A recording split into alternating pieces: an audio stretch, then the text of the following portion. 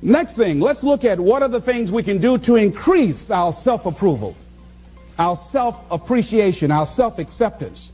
Here's number one, love yourself. Make caring for you the highest priority in your life. Take care of you. Look out for what truly satisfies you. We're not taught to love ourselves. We're not taught to look out for ourselves. We're not taught to take care of ourselves, to become sensitive to our wants, to our needs, our desires. So make a conscious effort. Make you number one priority. Your peace of mind. Your health is more important than your family and any and everybody. Because if you don't have peace of mind, if you don't have your health, you can't serve anybody. Don't neglect yourself. A lot of us, and particularly ladies, have been groomed to be sacrificial lambs, putting their dreams on the back burner in deference to their children's dreams or their husband's dreams or their family's dreams, and forget about themselves. Then become resentful and angry and bitter. So start taking care of yourself, looking out for you. Develop a health plan. Your health is all you got. So start taking care of you. Eating nutritious meals, willing to exercise your body, taking care of this body, loving yourself. So do some good stuff for yourself on purpose. Take some time out for you. I have some good things I do for me. One of the things I enjoy that I do, I take spiritual baths. My assistant introduced me to someone called Sister Sarah, who gave me my first spiritual bath. I never heard of this before. She told me about it, and I said, come on, Regina, spiritual bath. And Sue, my secretary's husband, named Larry, he said, a spiritual bath for $50, I'll give you a spiritual shower.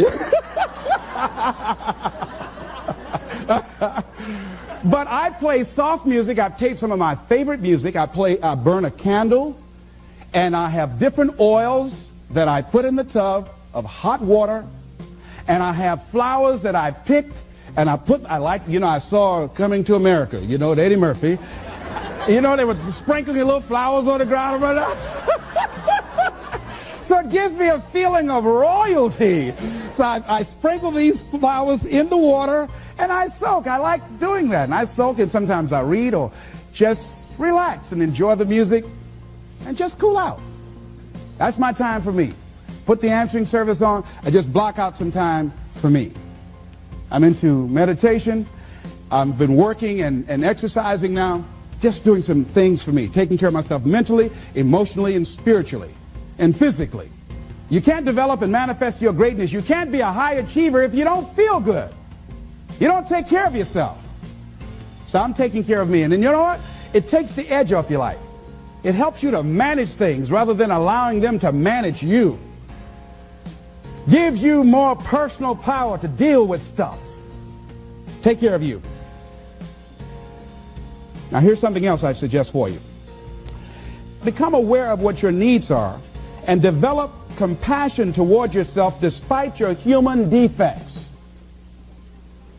Develop compassion for yourself despite your human defects.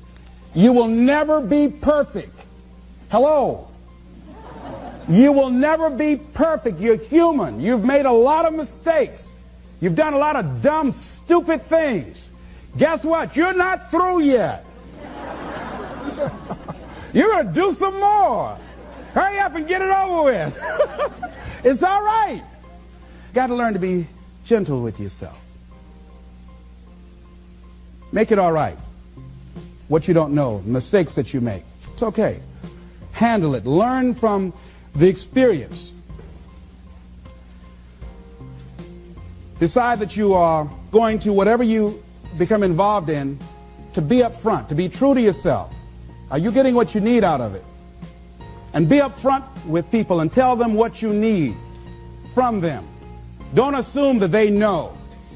Don't say, I thought you knew. No, tell people up front. Here's what I need from this in order for this to work for me. Be up front with your stuff. Tell them up front so they're not surprised later on. So your feelings aren't hurt later on. See, if they tell you up front they can't do it, now you know you can keep on stepping. But tell people up front, here's what I want. In order for me to play this game with you, if we're going to dance, this is what I got to get out of it. See, if you don't take care of your needs, guess what? You will always have that nagging song in the back of your mind say, well, when do I get mine? When am I going to start enjoying this? Are we going to have a good time together? Do I get any utils out of this at all? You're going to start asking that question. Everybody's happy, having a good time, but you? They say, well, we thought you were happy. How could you think that? Well, you weren't saying anything. Well, I'm saying something now. Hope you got that. See, we're taught to be quiet and not speak up for ourselves and not to be selfish. If you don't take care of you, who do you think is going to take care of you? Who's going to look out for you better than you will? No one. No one's going to do that. You got a business? No one's going to take care of your business better than you. Nobody. Nobody. Anything you want to do in life, you've got to take ownership of it and say, hey, I'm going to make this happen. Be willing to venture out and do something that you have fantasized about doing. And you know you probably won't be good at it, but do it anyhow. Case in point, I have always wanted to sing. I've always wanted to do that. I'm going to sing a song. If I don't do nothing but just a few lines, chances are, you know.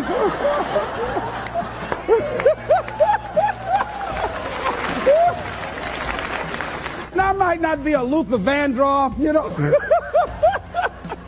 or an Andy Williams, you know, but it might be a little Perry Como up in there, a little Mathis and Nat King Cole. Next thing is avoid people and situations that upset you. Hello? See, there's some people that know just how to push your button. They know just what to say. So, you know what? I don't even deal with them. I just avoid, excuse me. Hey, I wanted to talk about something. I understand. Excuse me. I'll be right back. Now, you might call that cowardly. But I'm not going to expend any energy arguing with anybody. Life is too short, ladies and gentlemen, and unpredictable. I don't want to spend my time arguing with anybody, so I avoid situations that will get me upset. I don't argue with people. I avoid things. I don't look at movies that frighten me. Last frightened movie I saw was The Exorcist. I never saw another one after that. I'll never forget going home. At that time I was married and I was blowing the horn, going up into the driveway. I said, open the door.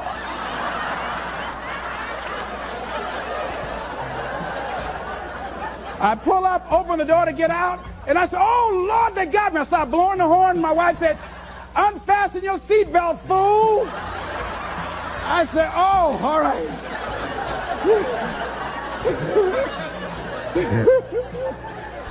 That movie scared me out of my wits. So I don't look at scary movies. I'm one of the people in a scary movie like this. Tell me what's happening now. Tell me what's happening. I threw popcorn all over everybody. That girl was spitting on those people. I don't do that. No. No, so I slept in the house with lights on all over the house for 2 weeks. I was embarrassed. My children said, Daddy, turn lights off. No.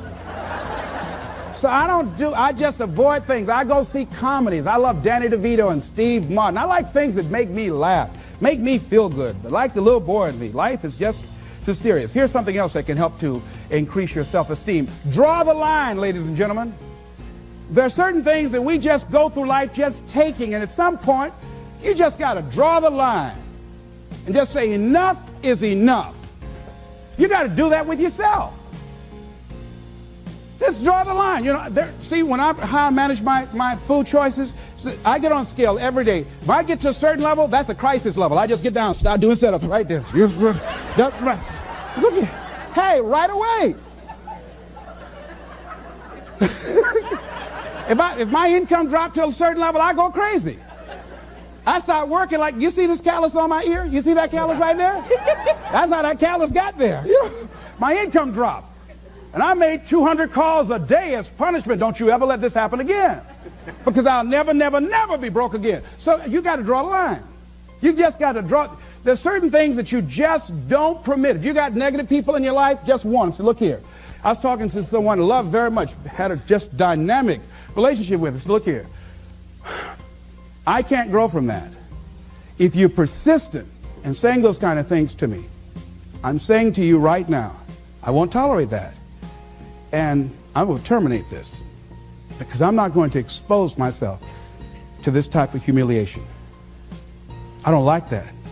I don't like getting called names and putting each other down. I don't like that. Come back, tell me I'm sorry. No, that won't get it. So you put a nail in a hole, you make that impression, you pull a nail out, that mark is still there. That's not forgotten. We can't extract that from the record.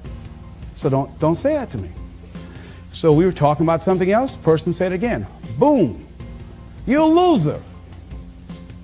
Very good. And you are too, because you just lost a very good friend. I don't choose to be around you anymore. And that was it. I said, that's cold. Maybe it is. But I get people out of my life that aren't good for me. One negative stroke is 16 times more powerful than a positive stroke. And if you have people around you who are not sensitive to who you are, and the people that can hurt you the most, ladies and gentlemen, are the people that you love. That you love. They're the ones that you're vulnerable to. They're the ones that can get to you. And if they're insensitive, I don't care who they are. See, if you don't draw the line with people, if you just let them run rampant in your life, and you let things happen to you that you don't feel good about, if you continue to allow it to happen, you won't feel good about yourself. Your image of yourself will erode. So you've got to draw the line. In the conditions that you find yourself in, here's a jarring question. Why are known hells preferable to strange heavens?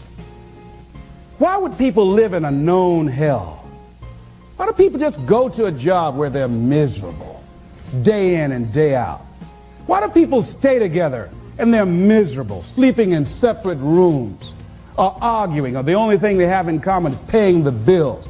Don't talk, don't communicate, don't share anything together. Day in and day out, as short and unpredictable that life is, being mean to each other. Why do people do that?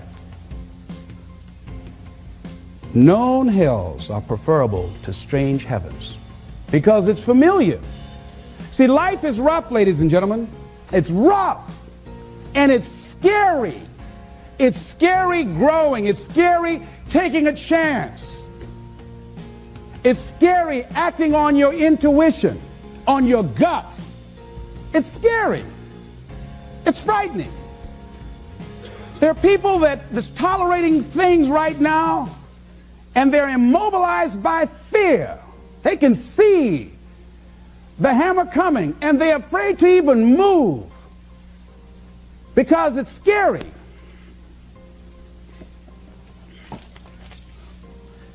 Theodore White said something. To go against the dominant thinking of your family, friends, and those people you associate with every day is perhaps the most difficult act of courage you will ever perform. See, when you start growing, when you start changing the way you walk, the way you talk, the way you act, the way you respond to things, the way you use your time, when you start saying, no, I can't do that. Why? You're too busy. You don't have the time. No, I have my own agenda. I got something that I'm doing. Not lying to try and get out of it. Just say, no, I'm busy doing something that I want to do. Or I don't want to do that. And I'm not going to do it. I'm not mad. Not upset about it. I just don't want to do it. Why? Well, I don't have to give you any reasons why I don't want to do it. But listen, thank you so much for asking me. Take it easy here. Hey, I thought you were all right. Is that right? Oh, boy. Ask me, do I care about that? See, if people can put you on a guilt trip, they will. And use you and abuse you over and over and over again. You got to draw the line. You have to draw the line on them. Don't go through life feeling like you're powerless. Victims are people that are powerless. You're not powerless. You are powerful. You direct the power in your life. Whatever your life is right now, it is a duplication of your consciousness. It's a result of how you have decided to use your power. That's all it is. That's not who you are. That's just a perverted use of your power that you aren't satisfied with. And you've got the power to change that. Wherever you are, how, I don't know. But I know you've got the power to do that. But you don't know what has happened to me. It really doesn't matter what has happened to you. See, the only thing that really matters is, what are you going to do about it? That's all that matters. That's all that matters. You can allow it to destroy you, or you can allow it to build you up. John Powell, in a book called Why I'm Afraid to Tell You Who I Am, and he went to get a newspaper. Guy was very discourteous to him. He was very courteous to the guy. The guy who was with him said, why would you be as courteous to this guy as you were, considering how rude he was to you? He said, I'm not going to allow that man to determine how I'm going to act. There are things that's going to happen to you in life, ladies and gentlemen. Make it okay. Lord, grant me the serenity to accept the things that I cannot change. I cannot change the fact that when I asked my son to go, that I will no longer take care of him, that he became angry and perhaps hate my guts. To change the things that I can change how I respond to it. I can become upset, nervous, tense about it, weak about it, or I can say, it's okay. He who cares less wins.